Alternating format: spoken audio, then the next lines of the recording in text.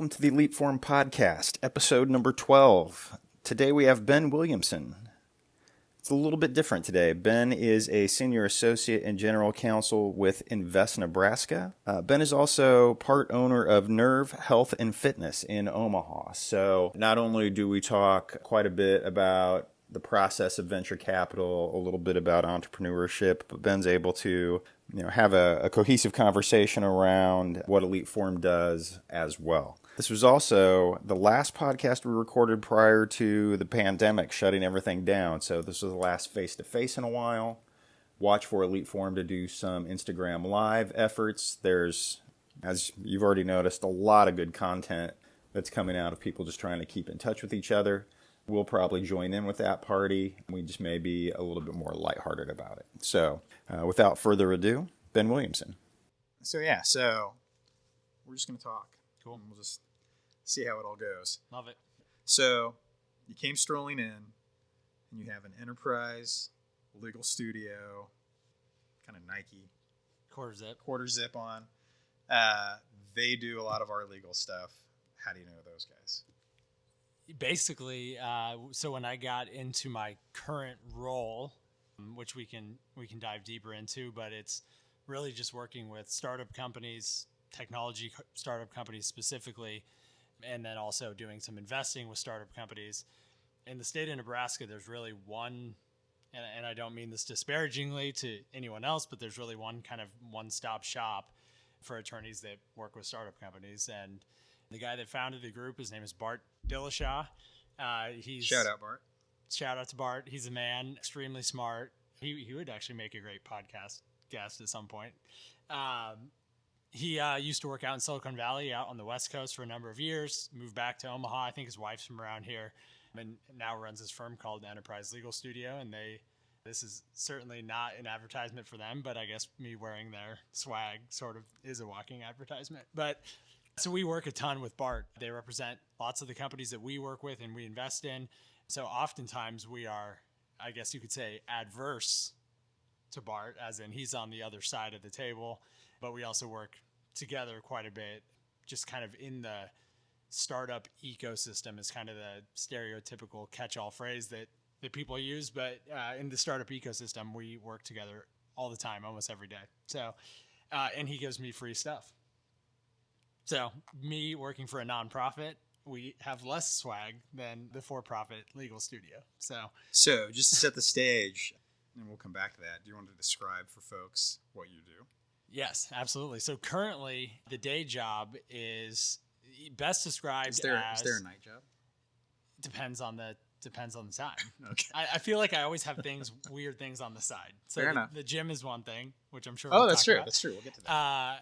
There's always something on the side, but the day job is basically, I say working with startups. The easiest way probably to describe it that most people are familiar with is venture capital, which effectively just means investing in startups. Now we can unpack that. There's a lot to that. Well, let's keep it more simple first, right? So the name Yep. of the entity is Invest Nebraska. Invest Nebraska. Right, which consists of who?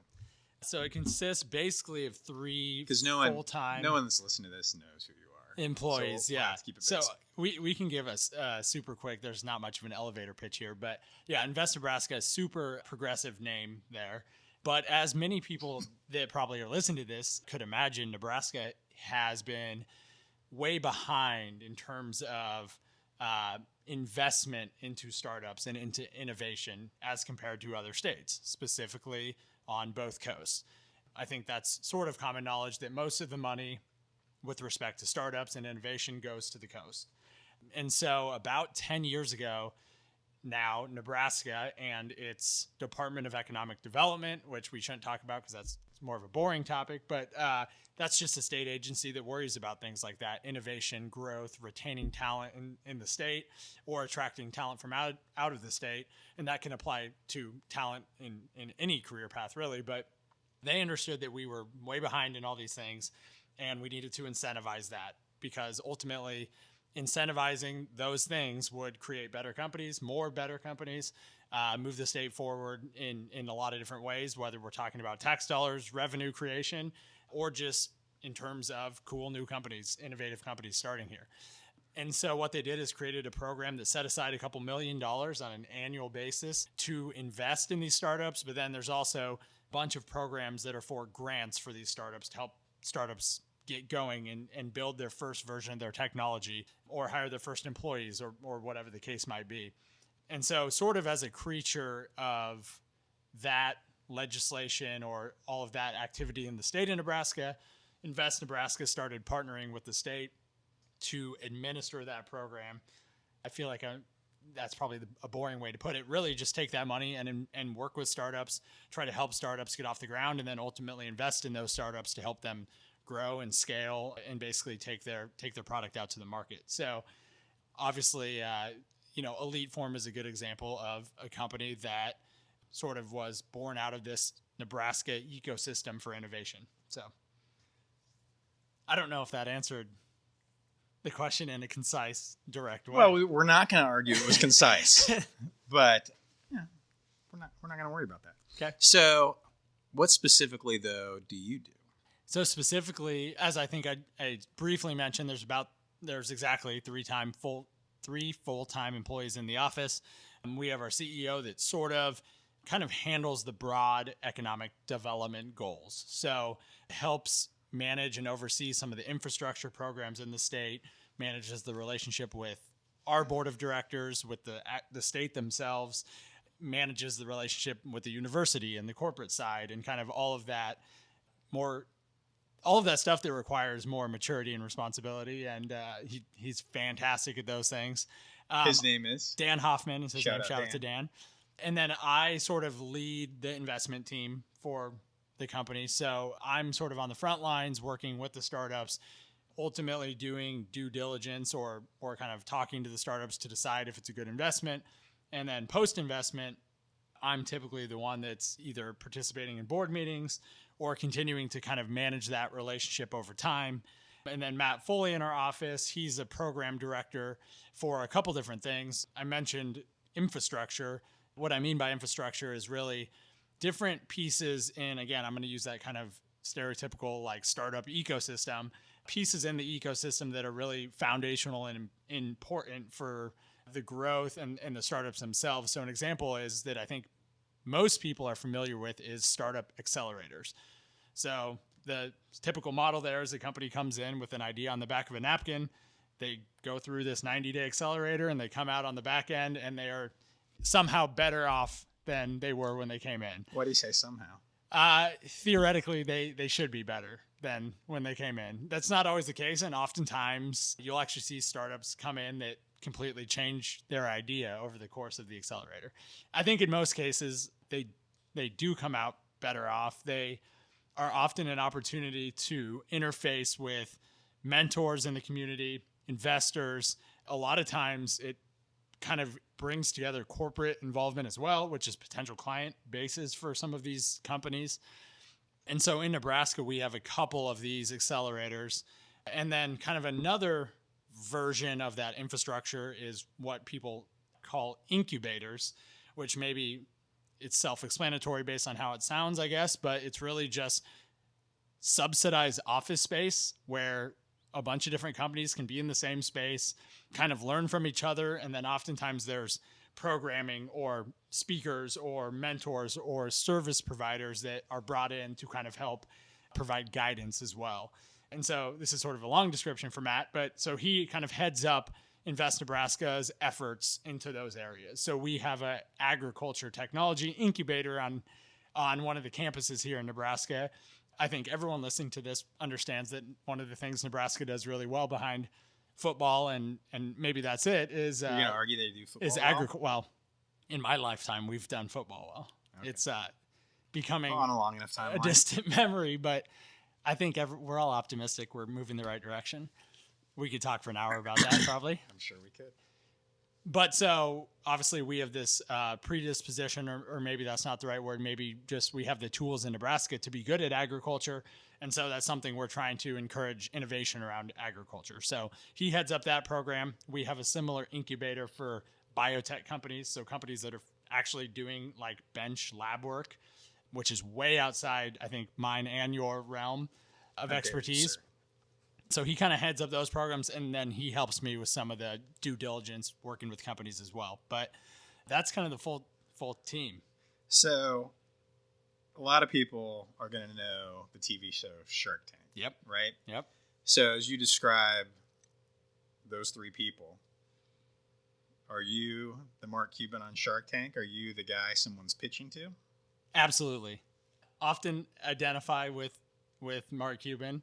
Sometimes you identify with Mark Cuban? Sometimes I feel more like Mr. Wonderful. It really depends on the company that I'm talking to, which mold I go into. But yeah, so effectively I'm the guy that here's the pitches. Actually, that's funny that you say that. My wife, that's how my wife describes my job to other people. Cuban? Just Shark Tank. Just Shark Tank? Stuff, which honestly gets us 75% of the way there, I think. So yeah, I appreciate the analogy. So if I'm someone, I'll steal your phrasing. I'm someone who has an idea on the back of a napkin. Yep. I want to pitch to you. What do I need to do? Tactically, so without going into way too much detail here, again, as I mentioned, the investor funding landscape, specifically in Nebraska, is still pretty immature, pretty limited. And why that's relevant is there's just not that many investors. So if there's a company that is ready to raise money, there are going to be a lot of people that either can introduce that company to me or just point you in the right direction. So I would say this is actually unique for our organization as compared to what a real venture capitalist or real venture capital firm maybe is like. Almost everything, and we can put this in terms of, like company terminology, all of our customers, if you will, are inbound sales. So basically everyone comes to us through warm email introductions, or I bump into at the coffee shop, or it's an introduction from someone that we've already invested in.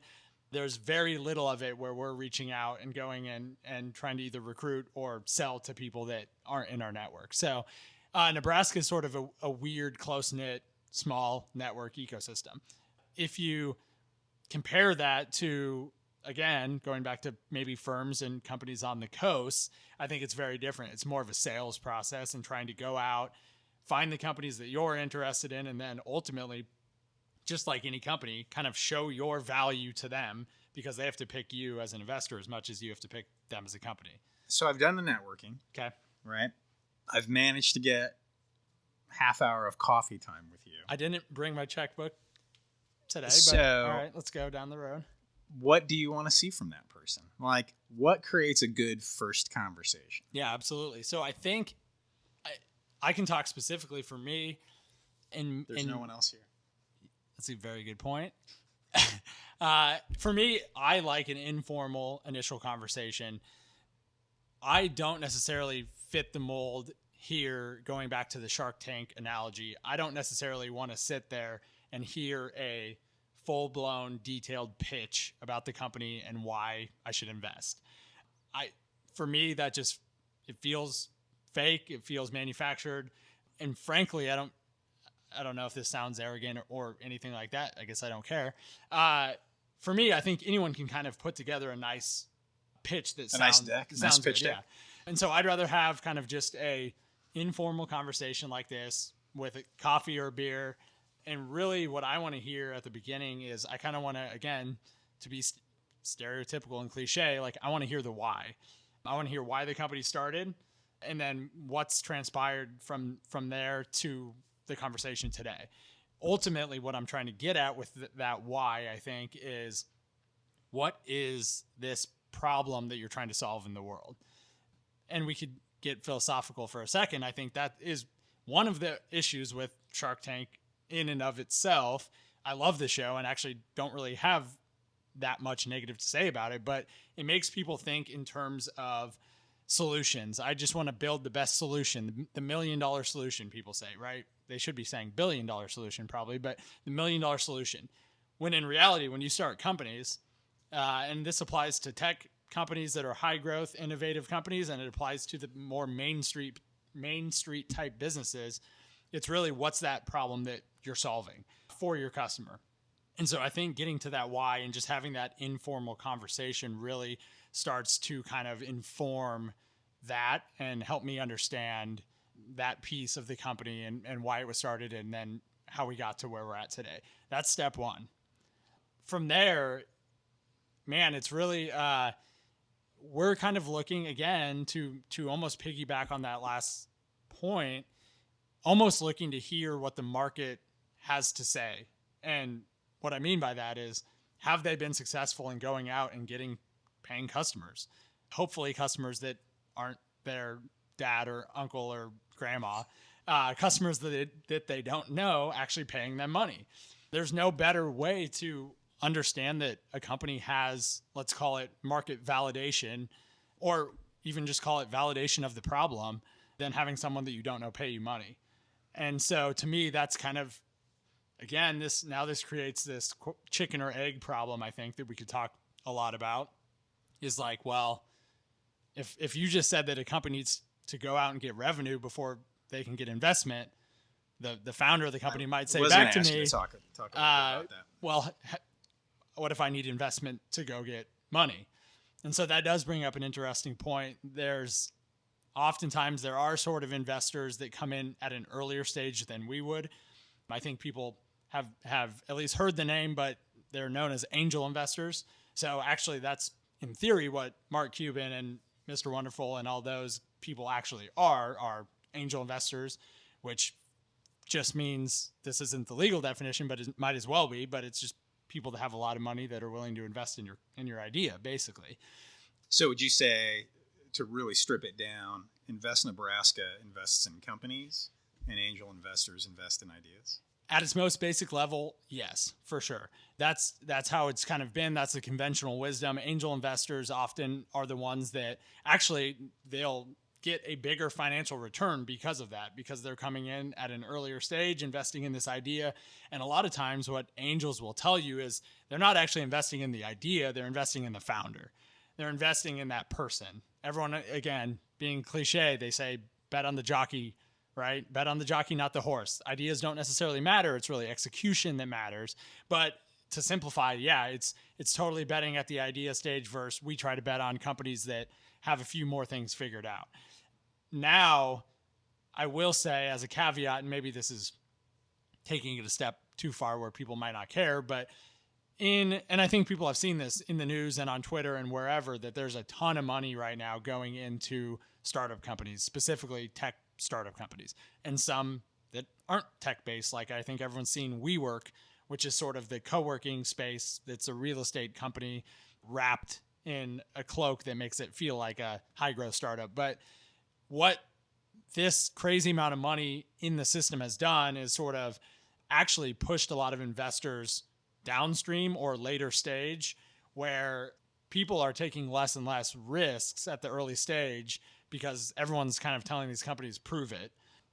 What I was going to say is kind of as a second piece to, yes, there are angel investors out there, but something else that I think is in 2020 is better and at least encouraging for founders that are wondering how to get to that place where they have revenue without investment. It's way, way, way cheaper and easier to build a initial product. So people call that an MVP, which is minimally viable product or minimum viable product. It is way cheaper and easier today in 2020 to get to an MVP that you can actually go sell to someone than it ever has been. And so there's sort of this expectation that you're going to put a few dollars of your own in. Maybe you're going to drive Uber on the side and get your product into the market. And if you just come with an idea looking for investment, you could make the argument that that's somehow not as good. Isn't that a bit of a mixed message for people who are trying to create a startup? For sure. It's one that we have to think about all the time, because again, I talked at the beginning about these incubators, these accelerators, and even on the angel investors, we are trying at Invest Nebraska, or me personally, we're trying to improve and increase those things in the ecosystem. And those are really tools to help people get from the idea stage to the cash stage. And some of those are investments tied to those as well. Sometimes they're not always free. If you participate in a program, oftentimes you're taking money from the accelerator and giving up equity. And so it's weird because you want to add tools and infrastructure to help people, but then part of you is also saying, I want you to go figure it out on your own because that makes you seem cool and gritty and whatever else. And so it's totally everything in investing, it's all subjective. People don't want to admit that, but it's definitely mixed messaging for sure. Well, one of the things that I always find interesting is there'll be a conversation about like, what problem are you trying to solve? Yep.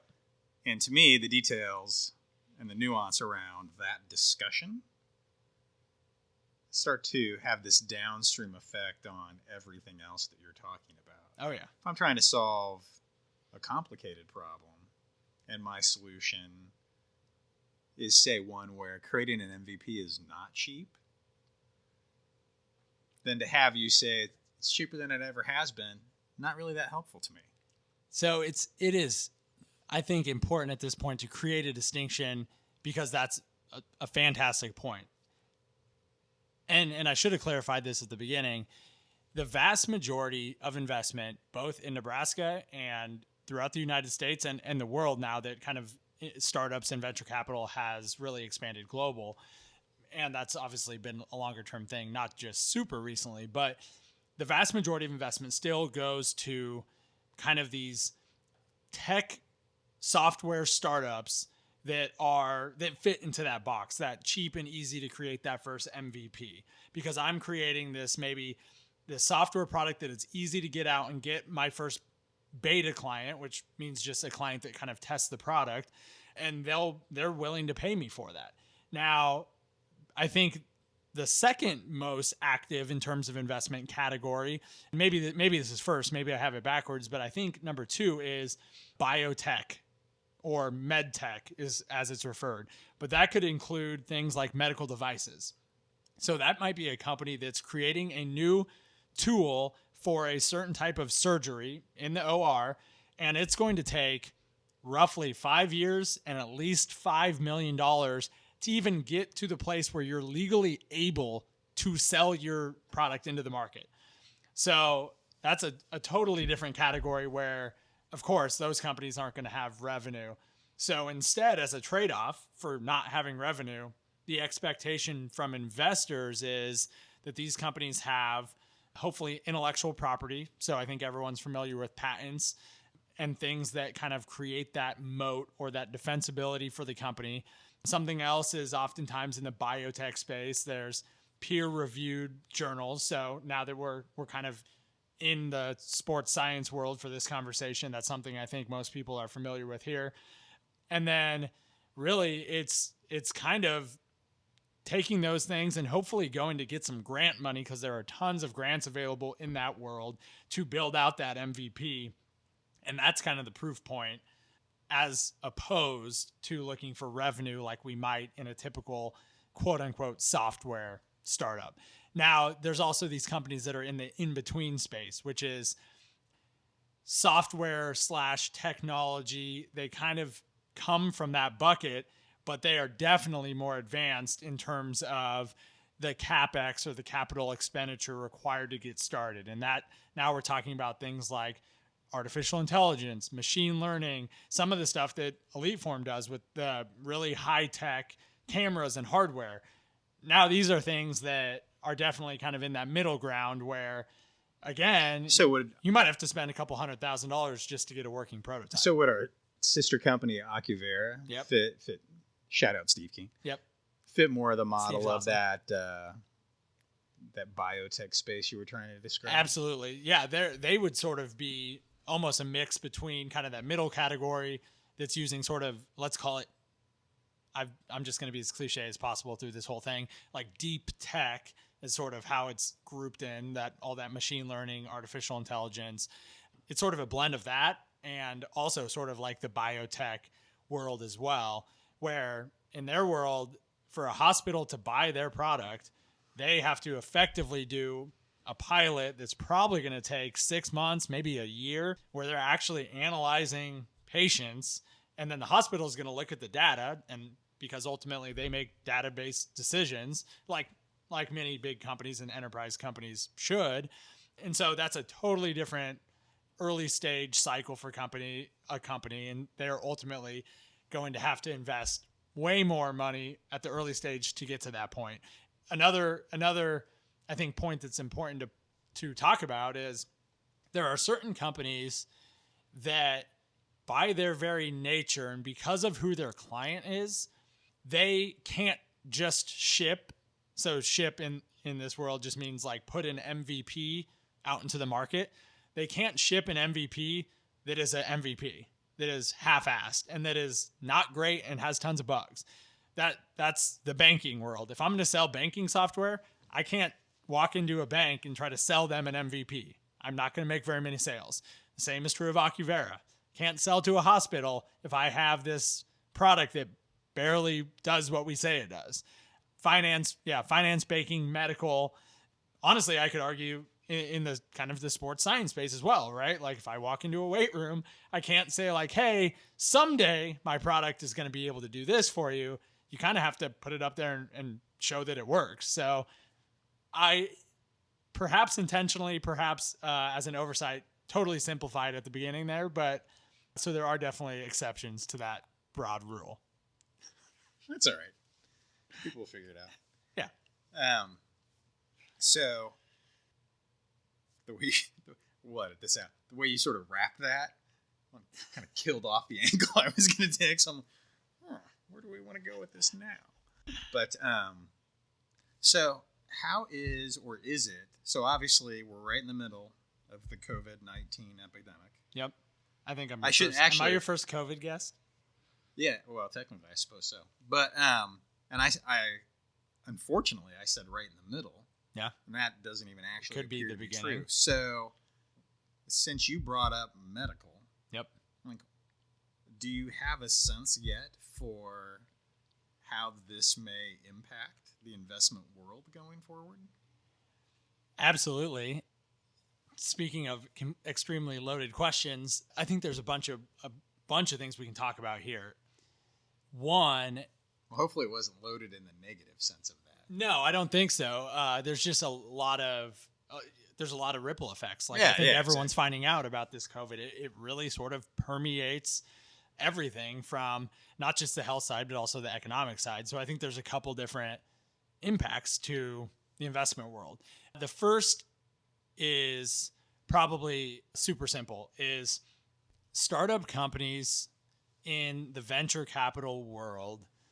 And again, those are sort of these high, quote unquote, high growth, innovative tech companies that are used to raising money from outside investors and being incentivized to grow as fast as possible.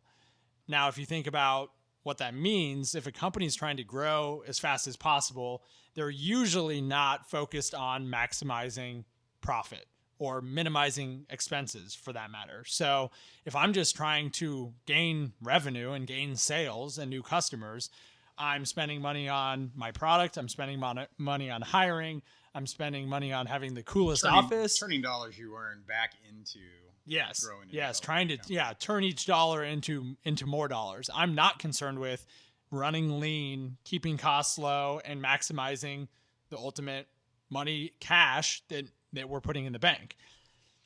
So obviously that is a massive misalignment with how companies need to operate now in the era of COVID-19. So as an initial matter, the first impact is companies are now, they all know this. They're all incentivized now and encouraged and figuring out how to reprioritize cash, basically liquidity, and slow down growth and not necessarily worry about growing 200% plus year over year or whatever their metric that they're going for is.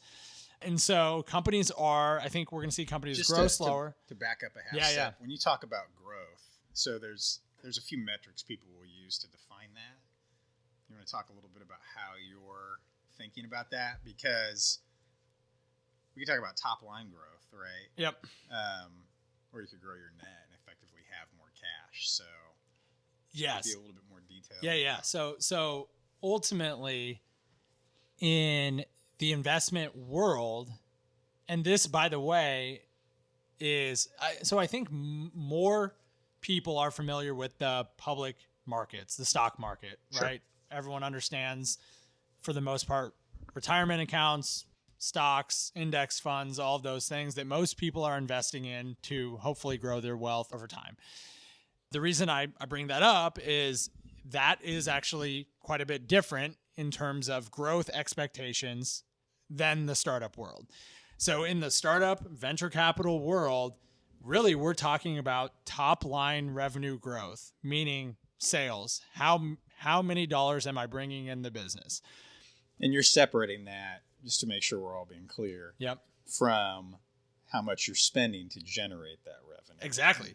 Most investors, obviously I'm sort of intentionally like speaking in absolutes here, but most investors really don't care all that much about how much you're spending, right? In fact, if you raise $1 million, I expect you to spend it in 12 months effectively to try to grow fast, and then you can raise more money. So there's this weird dance that goes on where investors are almost expecting you to burn, as again is kind of the cliche term, to burn money in service of this top line revenue growth. Now, why I created the distinction with the public markets is public markets, the stock market, rewards companies for growing profits over time, cash, and building more fundamentally strong businesses that theoretically at least can weather a economic downturn. Startups aren't necessarily built for that. So that's the biggest impact right off the bat. But is that a conversation? So you're having a conversation with the founder. Is this conversation of what kind of company do you foresee becoming something that you're tackling early on? In other words, would you be saying to, a founder of company XYZ, no, I don't think this is going to be successful if you start operating with cash in mind. You're going to be more successful both in gaining investment and, I suppose, you tell me, potentially as a company over time if you simply focus on generating top-line revenue? Yes. That is a conversation we have right away. And so this is a sidetrack that could go a little deeper into the venture capital philosophy. We go wherever we need to go. So redirect me if we get too far. To burn the ships at the shore, we will. For those that maybe aren't familiar, perhaps a brief context of how venture capital makes money is helpful here. In the venture capital world, and by the way, to be clear, this is one of the things that venture capital and the industry gets a lot of pushback and a lot of blowback for. And we can talk about the the ethical merits if we want, but philosophy major. We can talk ethics all day. I'm fine with that. The way a venture capital firm makes money is by what is known as a power curve model. So I think everybody's familiar with a bell curve, right? Sort of an equal distribution where the largest concentration of data points is sort of in between, let's say, 40 and 60, or concentrated around the middle, the 50%, the median. A power curve is where almost all of the concentration is at one end versus the other or versus the middle. The example of how that actually works out, which will be much easier to visualize than the way I just attempted to describe it, is if a venture capital firm invests in, let's say, 100 companies, the expectation, now this is weird, the expectation of the investor is that 60 or 70 of those are going to outright fail, probably within 18 months, actually preferably within 18 months.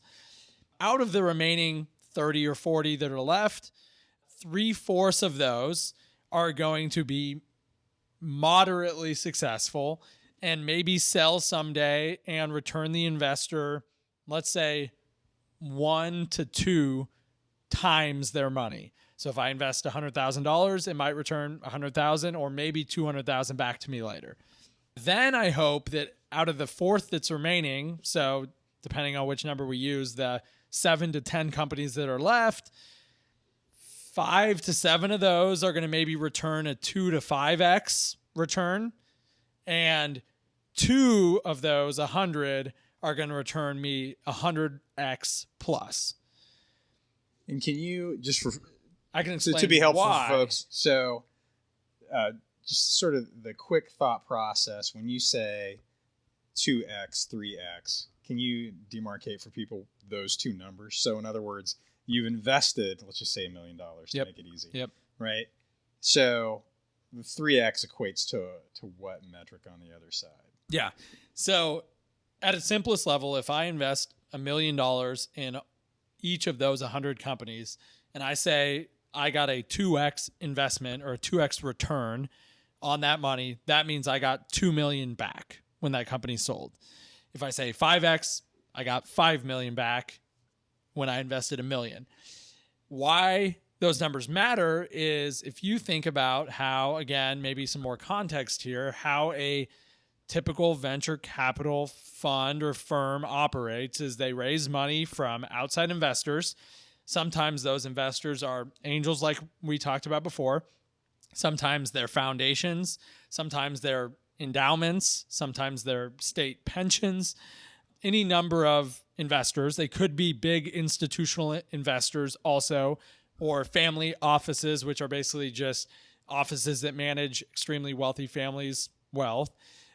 They are looking for a return that beats the stock market. Obviously, otherwise they would just invest in the stock market because it is less risk and more predictable over time.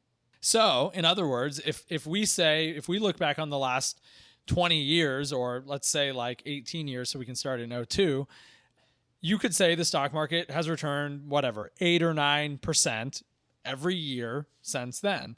So as a venture capital fund or firm, we have to beat that and now return, let's say 10 or 12 or 14% each year to our investors to make them happy. What that equates to when looking at a full fund, so when I say fund, I mean the full amount that a firm has to invest. So in our example earlier, we had, let's say it was a $100 million fund and we made $101 million investments. In order for me to give them that 12, 14, 16% return, I have to make on a $100 million fund, I have to return $300 million. So I have to return a 3x, if I use the same language I used before, to make my investors happy. If you do the math and you say, well, what if I just have a bunch of companies return a 5x, so return $5 million? Think about how many companies would have to do that for me to get to $300 million. Let's not do the math right. Well, actually we can. So 60 out of, I was not confident on my quick math. 60 out of 100 companies would have to return a 5x and the rest could fail for me to be able to return what my investors expect. As we know, venture capital technology startups are very, very high risk.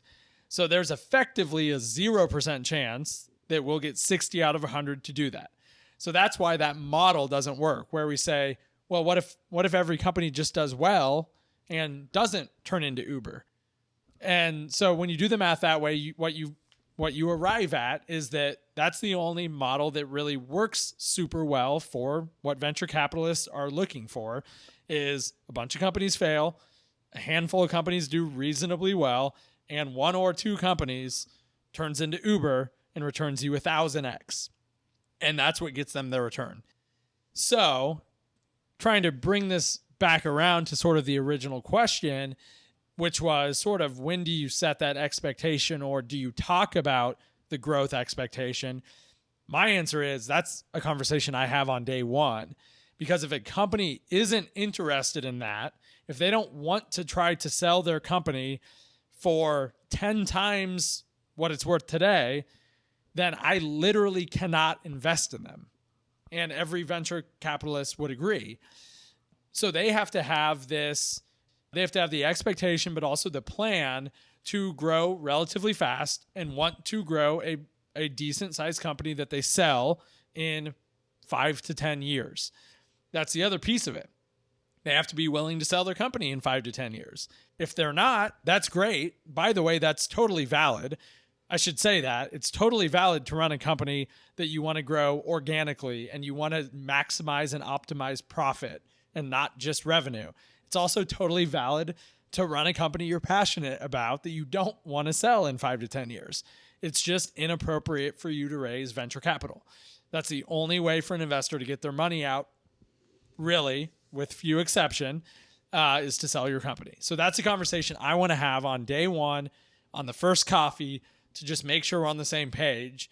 So to that end, I feel like a lot of my conversations are often talking people out of raising money because Are you then diverting them to other resources? So, sure. So absolutely. So to help again provide context there, I think there's two main buckets of funding for companies. One is, let's just call it traditional financing. So in that bucket is all of the things that most people understand: bank loans, lines of credit, grants, organic funding, revenue funding, a check from grandma, whatever it might be, just kind of traditional funding that everyone sort of understands what the goals are and how to pay it back and things like that. The other bucket is sort of this, we can call it venture capital or we can call it high growth or whatever. And that's sort of this more esoteric, like weird funding that I would argue is inappropriate for 99.9% of companies out there, because it's not necessarily what most companies want to do to grow super fast and really just kind of at all costs raise more and more money so you can build a big business or one that sells for some crazy multiple for your investors. So I think the main takeaway for this, to try to put a little bit of a bow on it, is it is super important from day one.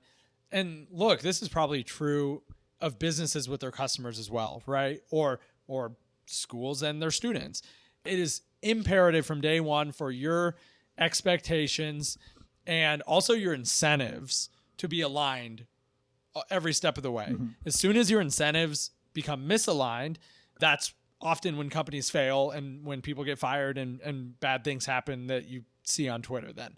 So for me, it's important to set that expectation, make sure the company has that same goal and strategy and whatever, and then we can carry on the investment conversation. So that was a long tangent, but perhaps an important one. Well, I mean, casually speaking, right? I'm not sure watching Shark Tank really allows people to understand sort of the specifics around what venture capital means in terms of the functioning of a business over time. Yep. So, you'll see in the news that X company, I think Amazon, this was the case for a really long time, huge numbers that were being discussed, never any profit, right? And so then people would wonder, well, Johnny and I had a conversation, John Coates, shout out. Yeah. We were, I think, on our way back from K-State, and he was like, hey, give me the rundown on venture capital. And I'm not saying I did the greatest job, but one of the things that is a compelling conversation becomes there is a notion of sort of you're always letting companies go. Yeah. Right? And so at no point, I shouldn't maybe say at no point, but you can speak to this if you'd like. There's a certain set of expectations, which is there's a period of time that a venture firm is going to have an interest in that company, and it's to achieve the equation is the way I like to look at it, right? For so sure. We hit 3X, there's an exit, right? And maybe we should define that for people, but there's a way in which that investor is made whole. And so tell me if I'm wrong, I would imagine for a lot of folks, then they're sort of done thinking about that company. Yeah, for sure. And I guess to be fair to investors, they're going to be the first ones that write you a check into your next company, right? So yeah, and I didn't mean that in a callous way. Yeah, They maybe still hope they do well. Yeah, but ultimately, a fund's life cycle is 10 years in the typical method. that means my investors, my LPs as they're called, which just stands for limited partners, which is kind of the legal organization of a venture fund. My LPs want their money back in 10 years without exception. Like that's in a contract. And so if I'm an investor and I see a company failing, like it's just as well if they fail fast because I can stop worrying about them and move on to the company that might be Uber. Conversely, once a company exits, yeah, like as long as I've got my return, now I'm sort of like focused on nurturing the other companies to try to get them to have a higher return. So I think that that's definitely correct. The flip side to what I just said, though, to just maybe provide like a counterpoint is like some of these companies, if you can survive long enough, then you can take advantage of certain things in the market, right? So I hate to like romanticize the COVID thing, but a good example is I saw someone on Twitter, an investor that I follow, said this the other day. Everyone remembers that HQ trivia game that was super popular for a while where you could get on this app and like play with people worldwide and you answered trivia questions and got points. I don't know. It was super popular and it was venture backed and they were making a bunch of money. They failed like a month ago. Think how popular that could be right now with everyone sitting at home trying to avoid talking to their spouse.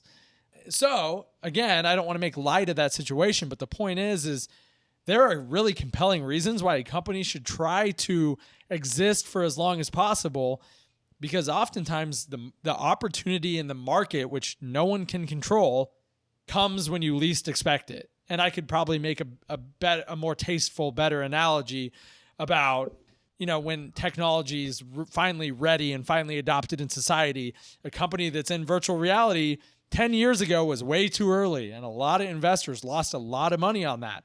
But if you started one 3 years ago and are still hanging around now, you perhaps take advantage of this new market that could pop up at any time. So I don't want it to sound like we want any of our companies to just fail. But isn't a portion of your point, though, there's only so much of that an investor can consider. For sure. Because talk about you only have so much not bandwidth. Be able to control. Yeah, you only have so much bandwidth, and like again, each investor might sit on the board of directors for 15 or 20 companies in a fund. And so like part of being a good investor, I had a conversation with one of our portfolio companies this week via text about this. There's a difference between being an investor and being a good investor. Being an investor just means you are taking on a certain amount of risk with an expected return and giving someone money. Being a good investor means that you do that, but then in order to increase your expected return, maybe we go straight to the math, I also want to provide operational assistance and guidance, and I want to build up my network so that I can give access in my network to my company, and that could be a network for employees, for other investors, for clients. I want to provide business coaching. I want to provide mental health support. I just want to be there when they need someone to talk. Like there are all these other things that make a good investor. And so my point in saying this, and there is one, is as an investor, you really do only have limited bandwidth to be a great investor in a certain number of companies. And so, yeah, like there is a little bit of once a company is kind of either looks like it's going to fail or walking dead is a lot of times what investors would say, then you sort of have to shift your emotional capacity to someone else. Is Walking Dead the company that's just making enough money? Or yeah, the company that it's very clear their organic growth is not going to sustain them hiring people, making advances in their product, adding new clients. They're kind of just getting by, and maybe they're cash flow positive, but like ultimately like they have no desire to grow at all or just aren't in a position to do so. So yeah, I think it's just companies that like are going to fail at some point, and it's just a matter of when, and you stop hearing from those companies typically. And that's, I mean, you try your best to keep up with everyone, but I feel like there's a chance I'm painting investors in a poor light here, but we can see if I can salvage it. I mean, from sitting across from you, I don't get the sense that that's what's going on. Good. There's a nuance that I think exists and an interesting conversation between what you see on Shark Tank. Yeah. Right? And then you can almost argue the mathematical structure, right, around how investment at that level works. Yeah, right. And to be fair, and maybe this gives a little credit back to the investor, like it is all a math game. Like I said before, the math just doesn't work to say I want a bunch of our companies to just do okay. The math only works in the power curve model where one or two companies turn into Uber or insert other successful company here. Now, that's only for this venture capital bucket, right? There are lots of other types of investment that are perfectly valid and are attractive for companies and are attractive for investors that don't follow that model. So I don't want it to sound like venture capital is the only model that works, because that's definitely not the case. But I guess in defense of investors, like that's the model that works, and that's why they do that for a reason. It's not because they want to only have Ubers. Well, I could be wrong, but one of the challenges I think in talking about venture capital right now is it's turned into a bit of a buzzword. Yes. And there's sort of when you talk about the startup community, that has become a bit more of a cliche. And people think of, everyone around laptops in coffee shops. Yep. Doing business, and sort of the facts of the matter have gotten lost. Yeah. In that sort of narrative. I have two good examples that prove why you're not wrong in saying that. The first is how it's sort of been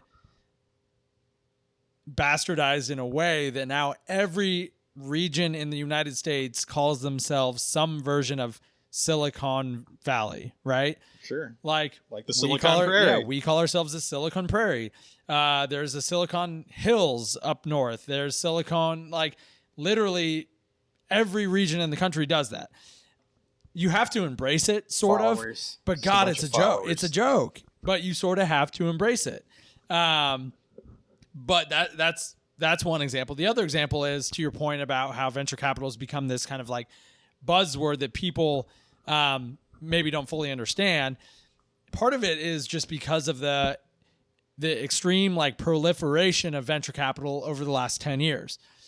What I mean is, if you look, and I don't have the exact numbers, so I probably shouldn't say any of them at all, but if you look at like 2009, 2010, 10 years ago, there was we'll just imagine you putting air quotes around that. Well, it'll be good. I just assume that no one's going to fact check me. That's kind of how I operate my life. So 10 years ago, 2009, 2010, there was like something like 100 venture capital funds that were over $50 million or something, which I know sounds like a lot, but that's actually a small fund. As of like 2019, there were like 750. So within the last 10 years, the venture capital industry has seen the most growth it's ever seen in terms of dollars and funds. So it's become more of this mainstream thing where people see it and it looks sexy and whatever. And so that's also contributed to the like buzziness of it. And honestly, I think over the next couple of years, we'll see that correct, just like we do in a lot of industries. I think we'll see the number of firms go down. We'll see consolidation. The ones that are shitty will close. And the ones that do great have probably done great for the last 3 decades. And again, I don't want to go down too far in this rabbit hole, but almost all venture capital returns. So the venture capital funds that make money come from 2% of venture capital funds. In other words, 15 funds out of 700 make all the money. The rest don't make money. That's a bad stat for venture capitalists. But again, they operate on a 10-year cycle. So every time they raise a fund, they buy themselves 10 years no matter what happens. So I think, like I said, the cycle we're talking about now is the last 10 years, there's been a lot of growth. A lot of those funds aren't going to be able to raise their next fund. So how would a fund, I'm having fun with this. Okay. How would a fund that's been successful actually prove that they knew what they were doing as opposed to just getting lucky? They don't have to, right? Like as an LP, you don't care. Well, if you're sitting on that success, yeah, certainly that's true. But say you entertain the argument. Yeah, I'm going to say one thing, then I'll entertain the argument. To that point, what you often see is a fund that raises their first fund and ends up being successful. They raise their next fund, and usually fund 2 is a dip in terms of return. Almost always when you look at the data. That's part of the reason is they just got lucky, right? Like I said, you only need one Uber in a fund, and all of a sudden you do amazing. But if you don't hit that Uber, if you miss it or it doesn't happen, you don't. So that's interesting. Another nuance that most people don't know about that I think is important here is you raise funds every 3 or 4 years. So you raise your next fund before your first one, before you even know how it did. So to your question, I have to entertain because of what I just said, right? Like you still have to try to show and prove that you knew what you were doing in order to raise your next fund.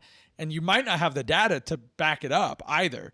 So really what you do Everyone likes an optimistic forecast. So what you do is you, as you just alluded, you pick the portfolio companies that you invested in that are doing well. And that's definitely in air quotes, right? Because what does doing well mean? We already talked about it. It means you've grown top line revenue and maybe you've raised another round of capital. That's the ultimate sign of a company doing great. Well, would it be doing well, to back up to something we were talking about earlier, would it be doing well under the context with which you got investment?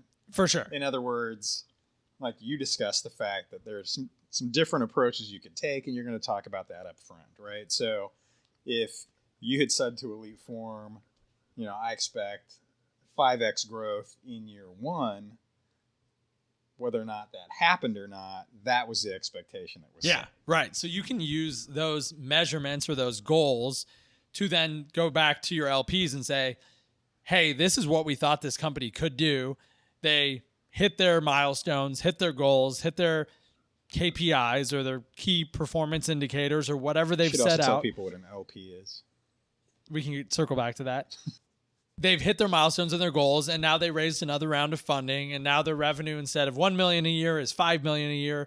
And so that means that we knew what we were doing when we made our first investment. That's literally as simple as the argument is. And theoretically, at least, if they liked you enough to put money in your first fund and you're able to show a couple of those examples, again, maybe they don't care if you got lucky. Most of the time, they're going to put more money in. Like I said, though, I think we're going to see a lot of these first and second time funds that are going to fall off because LPs, which we can talk about, are going to realize that maybe they're not going to get the returns they hope for. Well, wouldn't some of that also potentially circle back to your definition of a good investor? For sure. A large part about maybe what that sell is, especially today with how many investors there are, there's a bigger emphasis than ever on trying to show the value you provide as an investor. So again, talking about the discussion on Twitter and in the public these days, there's always these arguments about how to be helpful and provide value to companies. And that exists even in a world where people are coming to you? It doesn't exist in my world. So now okay. I'm little differentiation between. It can, right? And because I still endeavor to be a good investor. Well, sure. But it exists. But you're much not less. having to sell yourself. Yeah, because I'm the only option in Nebraska, more or less, right? There's 3 or 4 or 5 options, but like if you raise money in Nebraska, like as long as you don't want to go out of state, you have a finite amount of options. And so, yeah, I've never lost and never will probably, at least in the short term. Yeah, knock on wood. But like, I'm not competing with other people for deals. In fact, I'm trying to get them to join in on the deal to raise the amount that the company wants to raise. There's never been a situation where I was afraid I was going to miss out because someone else was going to be more valuable or invest before me. And for context for people, how is that different from? For context, say out west. Yeah, let's just say out west. So as I mentioned at the very top, venture capital funding goes to something like 88% of venture capital funding goes to 3 cities or 3 regions, but it's really Silicon Valley, New York, and Boston. So let's just focus on Silicon Valley. Out of those 750 funds, something like, again, I don't have the data here, but something like 500 of those are probably in Silicon Valley. So that means that if there's 100 good deals a year in Silicon Valley, you have 500 investors trying to compete for those 100 deals.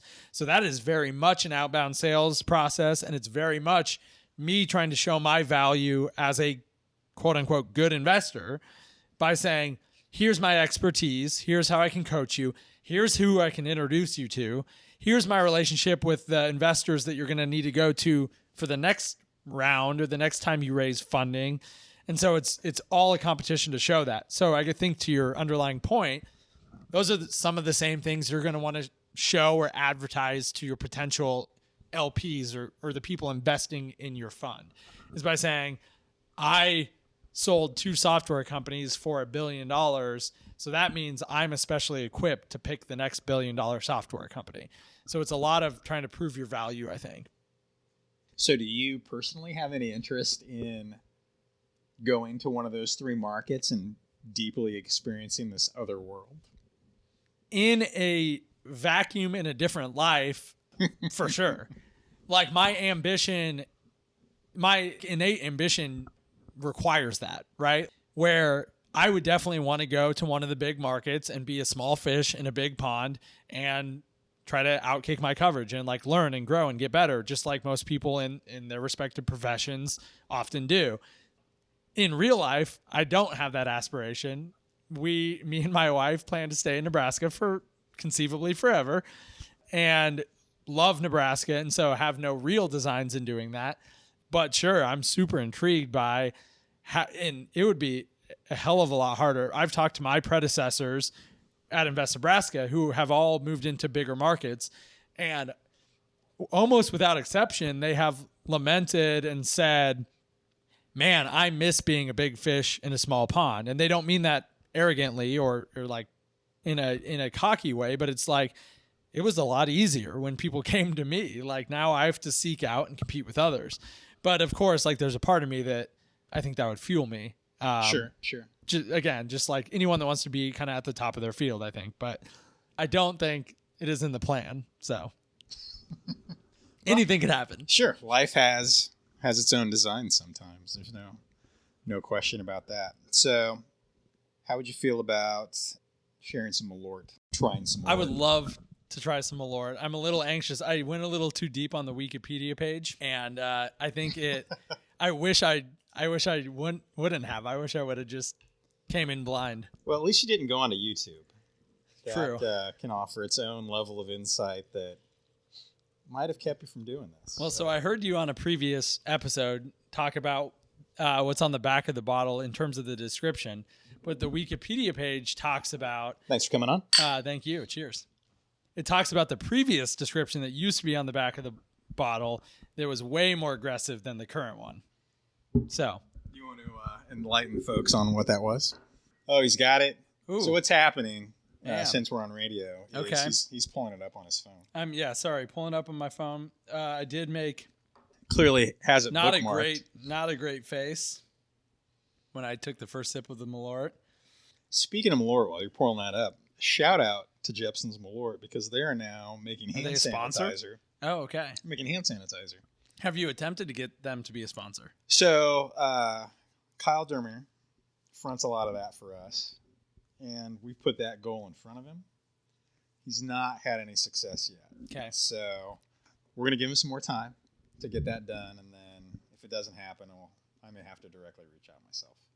Yeah, so I've seen a bunch of distilleries and or alcohol producers have started to take their alcohol to make hand sanitizer.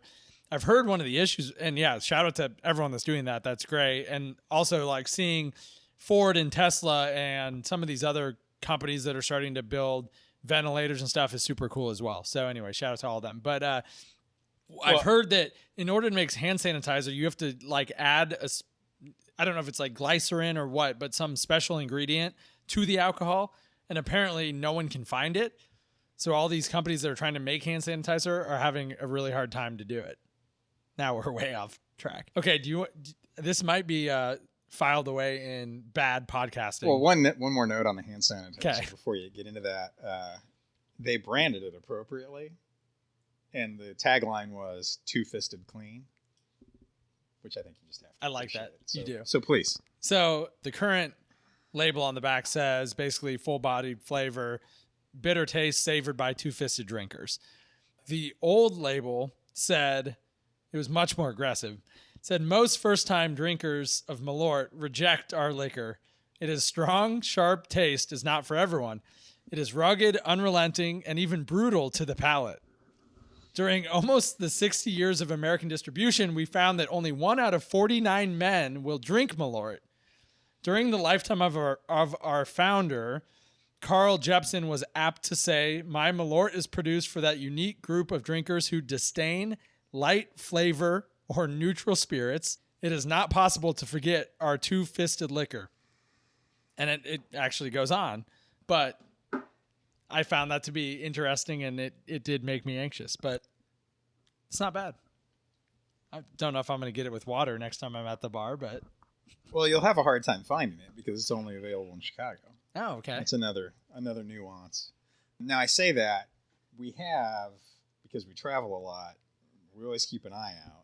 And we have seen random bottles. So I think the last time we saw a random bottle was in Indianapolis. So still potentially achievable. And there's always, you can always drop by the Elite Form office since you're only a couple of blocks away. I'm sure you order cases of it. Or do you? Well, we don't order cases of it. You only get it when you travel? We get it when we travel. Exactly. So now that it's just become more and more of an Elite Form thing, right, if you will. Yeah. So, one of the concerns and the risks with the pandemic now is running out. Because obviously we're not supposed to be traveling anywhere. Right? That is a big concern. They might make an exception. If they sponsor the podcast, I imagine they could make an exception. Send you some free. It seems like a complicated set of circumstances to work through, but fair enough. With that attitude, for sure. Well said. Well said. I appreciate it. So, what else would people be surprised to learn about investment? Ooh, this is a good one, and it's a tad self-sabotaging, and that's why I like it. Maybe this will make sense based on some of the things I've said previously, particularly about how most venture returns come from a small number of funds or firms. If you look at the data, and I understand that most of the people that listen to this probably are concerned with data and looking at those things. If you look at the data about venture capital returns, what you find is nobody is really good at picking companies. Again, it really goes back to simple math, and it boils down, and when I say it, I mean achieving the desired return that you want, really boils down to a numbers game. In other words, if you want to achieve traditional or expected venture capital returns, you ought to invest in 100 companies instead of 10 carefully picked companies, because the odds that 1 out of those 100 is going to be the next Uber is far greater than if I picked 10 and wanted one of those to be the next Uber. People have actually there have been several studies at different universities and different angel groups and things. The Kauffman Foundation, which is a big multi-billion-dollar foundation based out of Kansas City that does a ton of stuff with entrepreneurship and small business. They've done some analyses, and they did a Monte Carlo analysis, which is effectively just analyzing data points on venture capital returns of a huge data set of different groups from like a 10 or 12 year period, and basically said, if you invest in 15 companies, the odds that you're going to get just your money back is like 80% or something. Once you invest in 30 companies, the odds that you get your money back is almost 100%. And the odds that you're going to get that 2 or 3x return on your money is way higher. As you approach 100 companies, the odds that you're going to get a 3x return goes way, way, way up. So, in other words, I think what would surprise people is stereotypically investors act like they know things. They act like they know a lot of things, and they act like that they would be better than you or I sitting down and picking companies. When in fact, the data would suggest that that is simply not true. So I think it would surprise people to know that as long as you can apply, I guess, intelligent filters and kind of get, much like you would in a business, right? Get kind of qualified leads and qualified options. From there, it's a numbers game. And if you want the highest chance of returns, you should invest in as many companies as possible. That seems to me, that's counterintuitive, I think. And is that based on is there a minimum investment that comes along with that? Like you have to invest $500,000, like not is there an necessarily, applied right? size? Not necessarily. So now this would certainly be getting in the weeds. Some venture capital funds have requirements in their thesis that say we need to get 10% ownership in the company or 20% ownership. The main reason for that is when you invest and you have a material percentage of the company, so say 10 or 20%, you often have special rights where you have the ability to keep investing in that company and maintain that equity stake. Now, conversely, Sort of a first right of refusal. exactly. It's basically a pro rata participation right, but I get the right to participate at my exact ownership so I can maintain that forever. So these people are usually defined as major investors, not to get in the legal side of things. But conversely, an angel investor that might put $25,000 in often isn't going to get those rights. They might end up with 0.5% of the company. And then if that company goes on to raise more money, they're going to get diluted to the point where their ownership is going to effectively go to zero. Now, it will never go to zero, right? But it will effectively go to zero. And so you don't have the ability to maintain your stake, basically. So there's this, I guess, minimum presumption that you at least have the ability to invest again if you want. But I think the people that ran those experiments were looking at angel investments all the way through like seed or investments that us as an institution would make is known as seed investments. And I don't think they discriminate on that at all. I would argue, though, your chances go up if you're able to maintain your equity stake in a company. That said, for angel investors in particular, the conventional wisdom is if you invest at the beginning and get 5%, by the time the company exits, you'll probably have half of that. That's sort of the conventional wisdom, the way to think about it. So if you sell for $100 million, I'm not going to have 5% at the end because they've probably raised more money. I'll probably have 2.5% or something like that. So you have to think about your expected returns as an investor in that lens, knowing that I'm going to probably be diluted. Does that make sense? What dilution? Makes sense to me. Okay. Right. Dilution literally just means your ownership in the company is going to be watered down over time by other investors and new money coming in. And if you can't keep investing, you're going to own less of the company. So I think everyone understands that, but And just for clarity, so that's often on a percentage basis. Yep. Right. And so there's a game that gets played of, well, yeah, I may go from a 5% ownership to a 2.5%, but really, numerically speaking, if the company's making your stake goes up. 20x, Yeah. the dollars in the door for me obviously increase. So yeah, that's why to maybe this is your point, but that's why as an early investor, I shouldn't be upset that the company wants to go raise more money. I should be happy because that theoretically is raising the expected value of their eventual exit, right? So yeah, I would rather have 2.5% of a big pie than 5% of a smaller pie, to be, again, cliche. So on the other end of that, I've been in sort of bar conversations about this and never really have the greatest answer. From a company standpoint, when does the game end? And so I've heard this phrased in many different ways, so bear with me here as I try to kind of tease it out. So there's initial investment, Yep. right? And so then maybe I have Ben and Invest Nebraska come in round 2, right? We grow. And now there's a desired exit from all the investors there. So now you've got to find somebody who wants to buy that company. And surely there's an expectation that there's going to be growth and profit from that potential buyer. And so there's all these steps along the way, right, of investment and then the equation that leads to some sort of net gain. Yep. Right? Yep. So that can't be an infinite process. Yeah, right. So talk a little bit about how you see, I don't know if it's necessarily the end of that process, but sort of the end result. Yes. So there are, for all intents and purposes, there are two exit possibilities for companies, ignoring failing. One is which is the main expected return.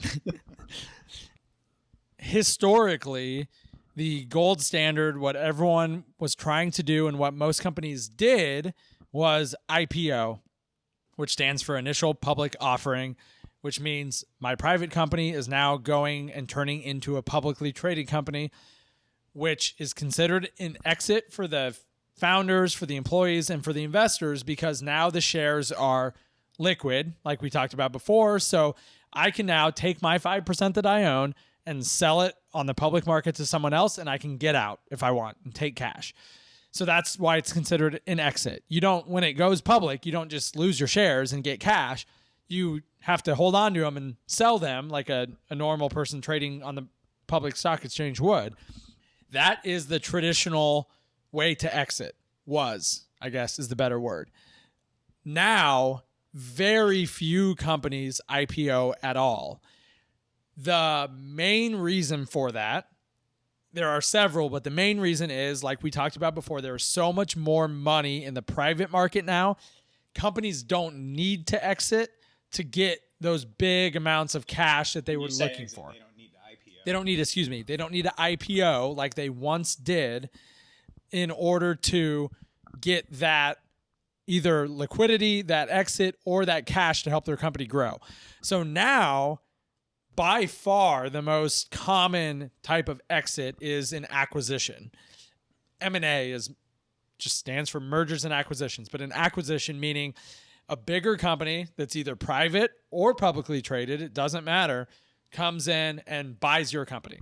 So now to take a step back and actually try to answer your question, on the IPO scenario, actually on both scenarios, as a founder or a CEO or a manager or a key personnel of the company, regardless of IPO or acquisition, there's an expectation, not just an expectation, it will be a legal obligation that you stay on and work at the company for a period of time.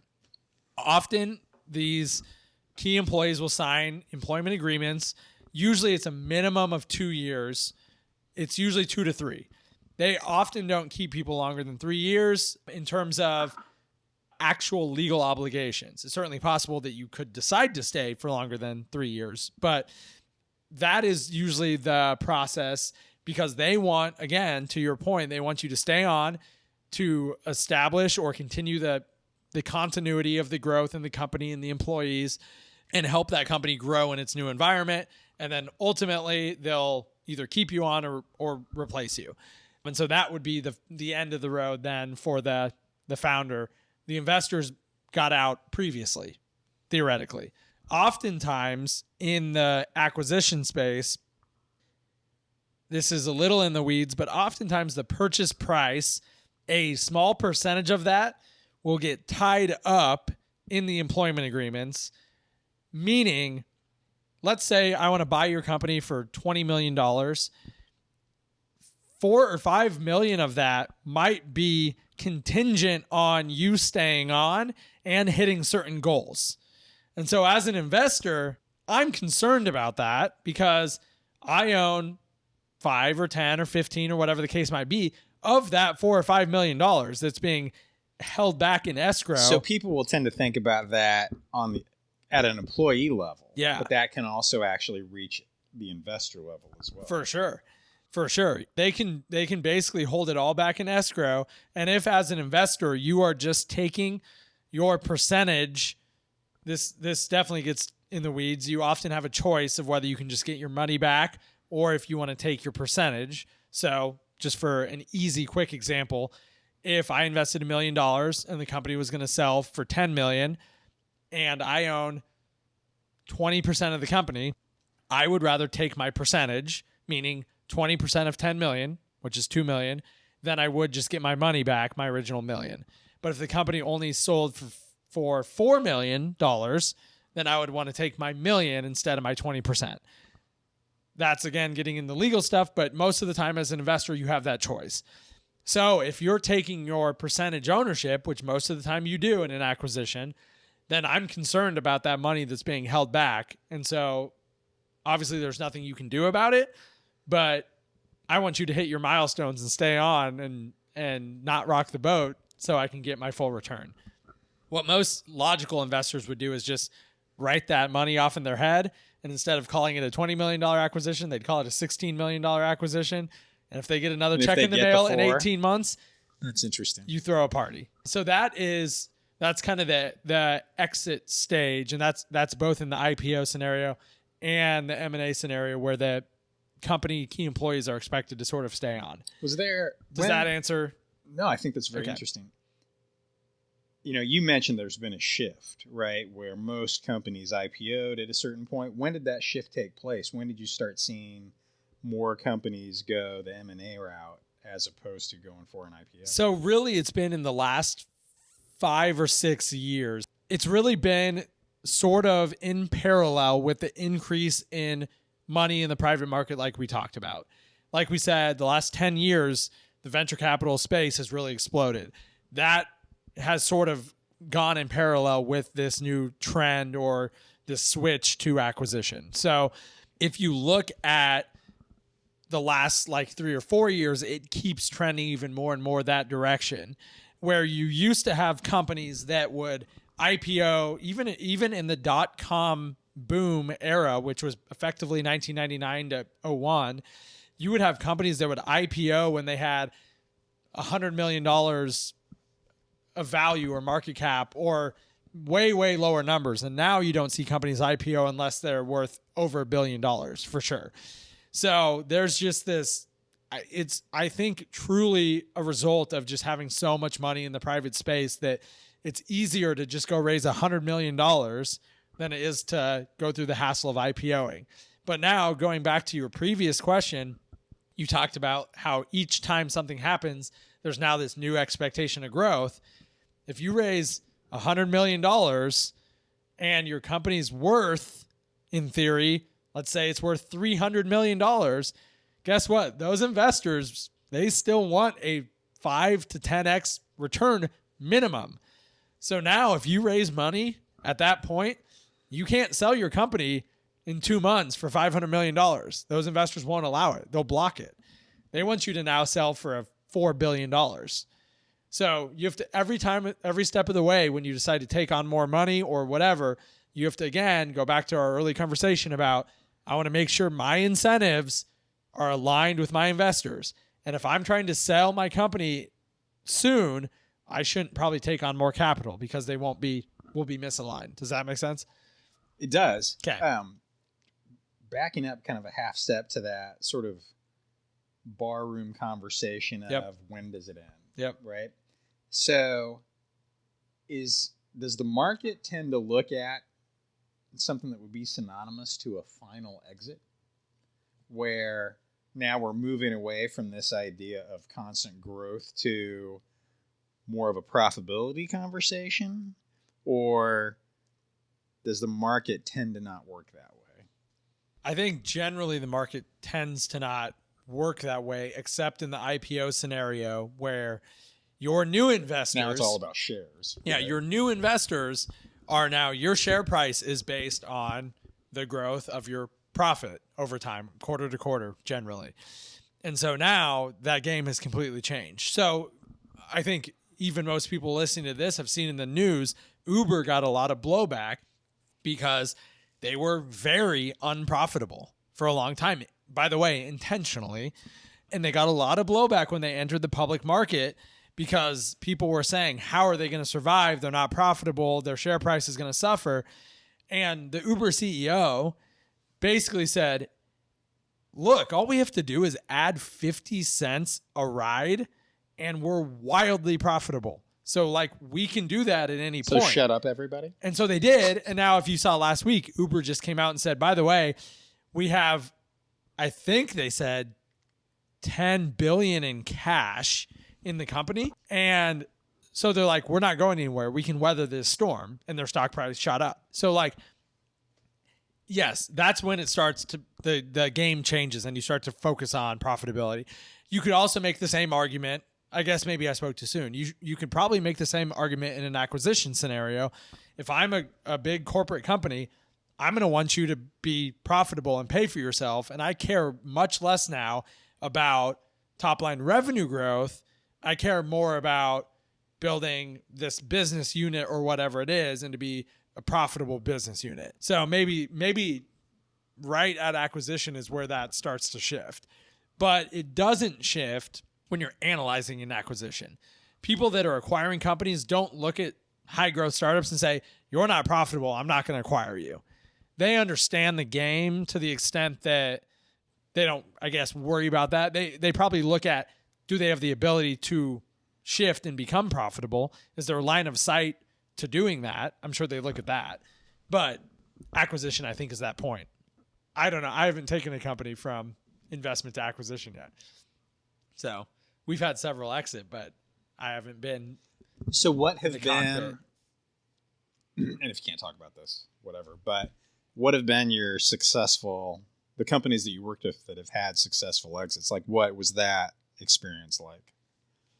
It's obviously awesome. We've had, in 2019, I think we had 3 exits, have had 1 in 2020 already. They are, and that's not like a pat on the back. Like I don't get any commission for that, but it's really, really cool to see these entrepreneurs and these founders that have worked super freaking hard for a number of years, like get that point where they're like they get their payday to some extent. There was a company we had in December that exited to Siemens. So huge multinational, that's not even the right word, international global company that acquired them. And like, it was a good cash acquisition. And the funny thing is most acquisitions aren't broadcast what the actual purchase price was, but it was a super high profile, cool acquisition by a very household name, I guess. We had another one last year that was acquired by a publicly traded company down in Atlanta. And that company was in a much further along space. They had raised tens of millions of dollars, had a ton of institutional investors. And frankly, I don't even know if the CEO was the founder of the company or not, or if he was brought in later on. So it's crazy to go through and watch.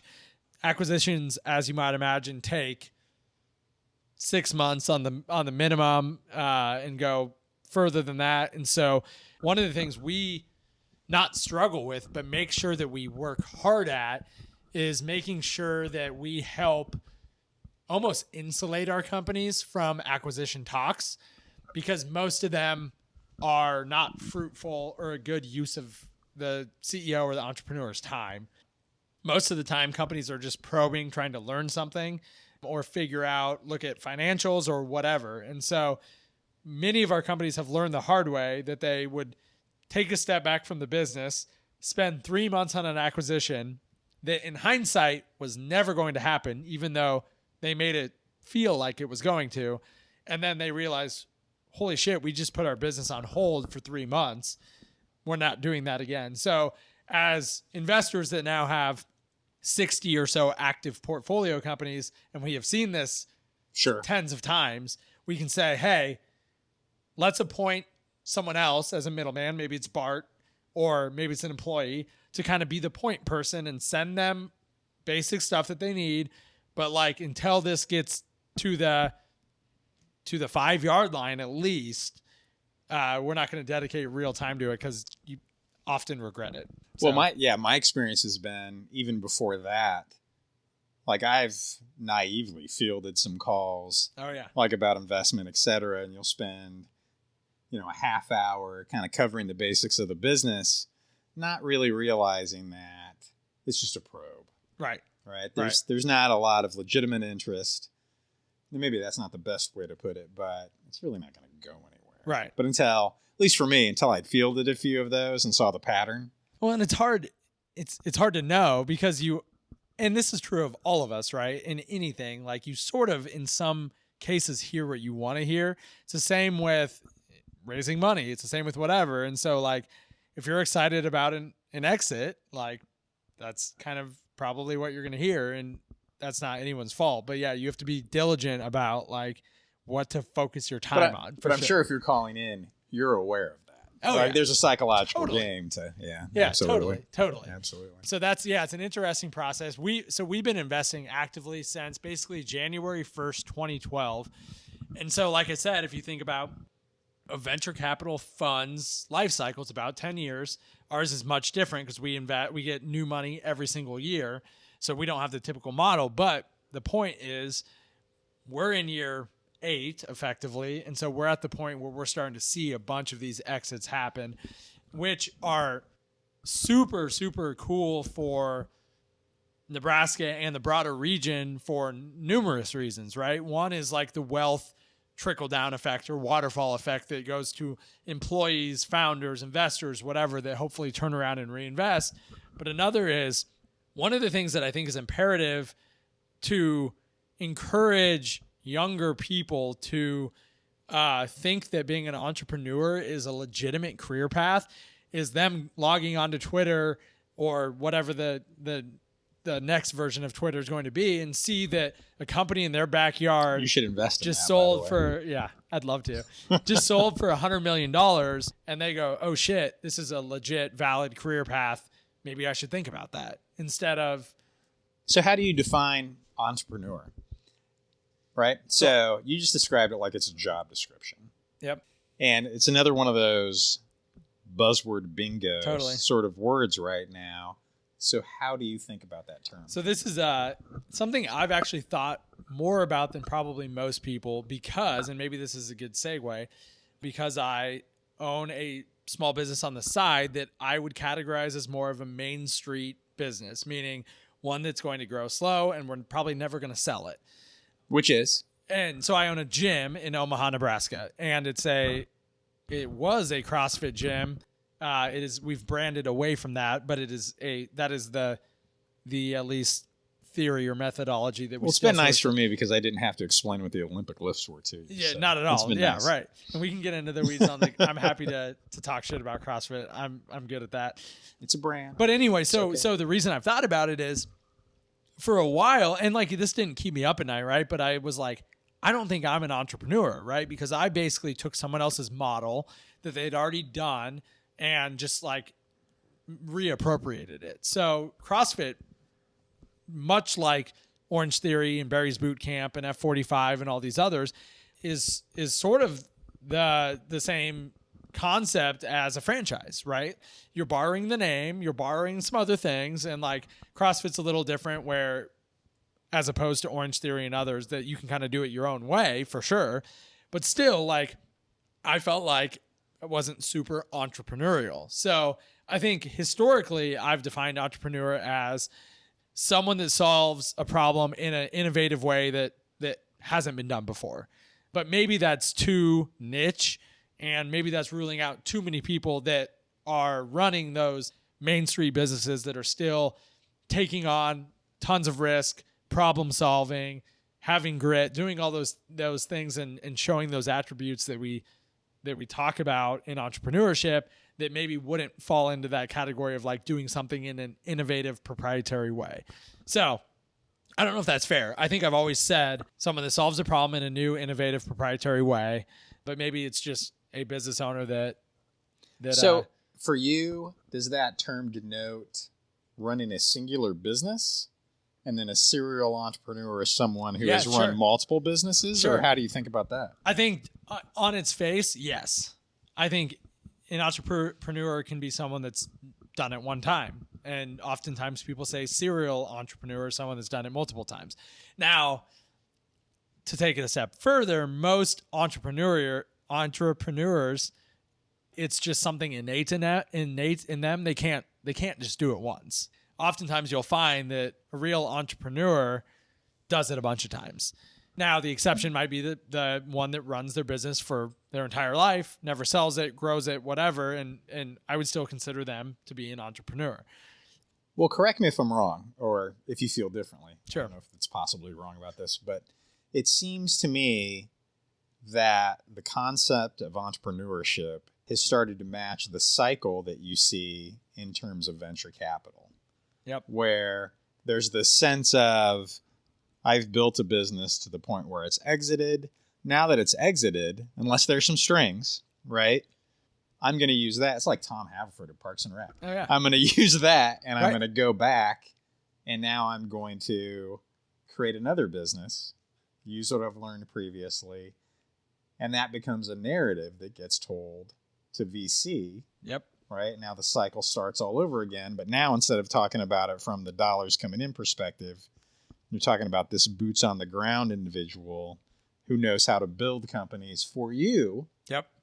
the investment firm. Yep. Is that fair? Totally. I think there's two parts to that. The first is almost without exception, at least that I can think of. I'm sure There's always sure an there's exception. There's always an outlier. most entrepreneurs that sell their company and successfully exit aren't the type of people that are going to retire to a desert island, or not a desert island, a tropical island, right? Like, they are not the type that are built for that. They would do that, and after 2 weeks, they would Get be too fucking bored bored. and want to build something else. Yeah.